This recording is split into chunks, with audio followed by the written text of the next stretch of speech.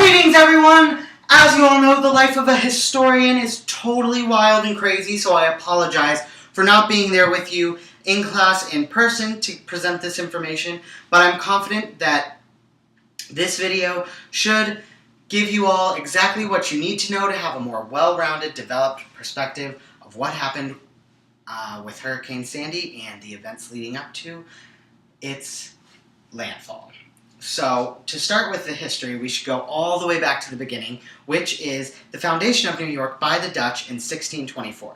Now, this is important because the Dutch originally considered New York as one of the most naturally protected coastal regions that they had ever encountered.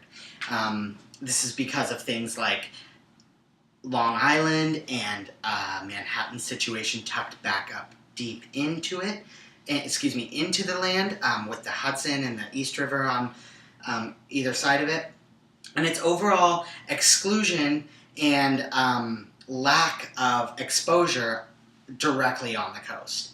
Now, however, New York is one of the most developed. Actually, Manhattan is considered the most human-impacted piece of land in the entire universe.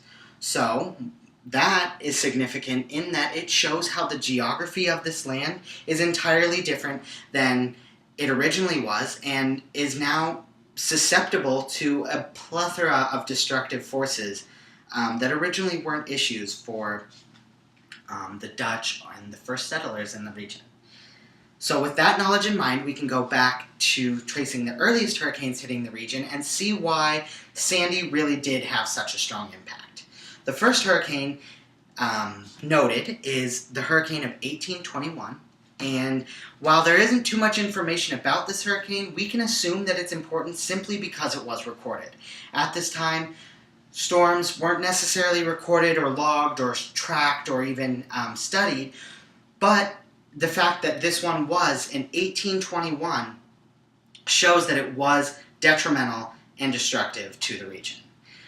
From there, the next major hurricane to hit the land was the Great Hurricane of 1938. Now, this hurricane hit the region at a level of Category 3, which was much stronger than Hurricane Sandy, much more forceful and destructive as well. Killed over 200 people and caused, as I said, extensive damage to the region. From there, the hurricanes start getting their names, and we can see a progression of storms that have appeared in the East Coast's hurricane history, in particular New York and the surrounding region's hurricane history, but none of which have the level of significance or even destruction as Hurricane Sandy. This is because many of them hit at a tropical storm level or never even made landfall. But Hurricane Sandy, as we know, made landfall and was really under all the right conditions, essentially the perfect storm, Frankenstorm, whatever you want to call it, to really wreak havoc on this region and cause, unfortunately, a lot of damage. So from there, we can start looking at what actually happened in October leading up to the hurricane and why it was as strong as it was. The hurricane can be traced back to a western moving wave off the coast of Africa that originated on October 11th, even though the storm didn't make landfall in the city or in the region until October 27th. Now, the storm first hit the Caribbean, as Sylvia talked or will talk about, and from there began to move up the coast, gaining momentum and speed, but also lingering a bit off the coast before it really moved in and hit the region.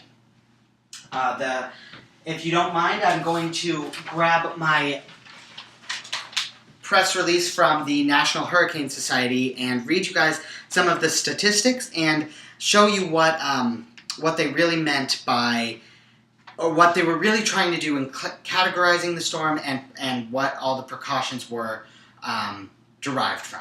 So the storm, on October 24th, an eye had formed, and it was up near the East Coast, and the National Hurricane Center at that point considered it a hurricane rather than a tropical storm. As I said, the storm made landfall on October 29th at around 7 p.m., and it originally started making landfall in southern New Jersey near Atlantic City, but by 8 p.m., by 9 p.m., the storm was well on its way into the city, and even further than that, really starting to cause a lot of the damage that it did.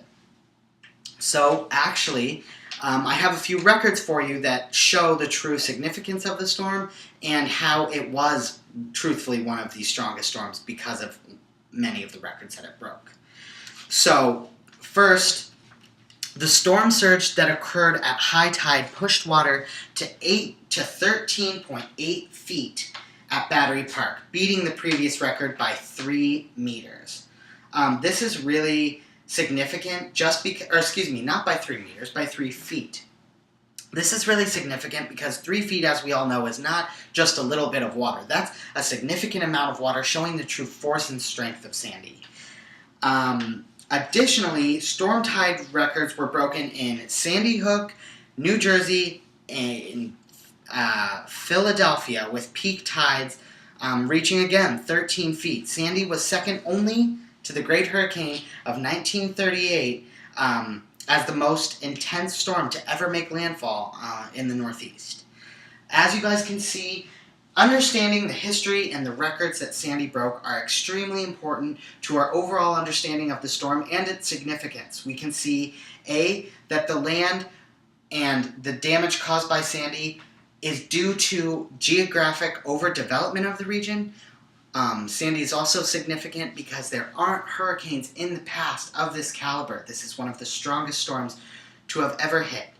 And we can see its significance in the records that it's broken and the ways in which Sandy really blew its competition out of the water, no pun intended, except maybe, with all of its intense force and intense pressure put on the region.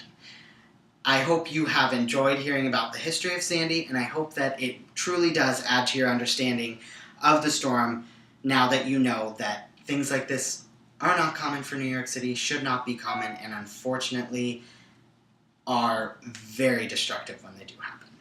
Enjoy the rest of your class, and have a good spring break, guys.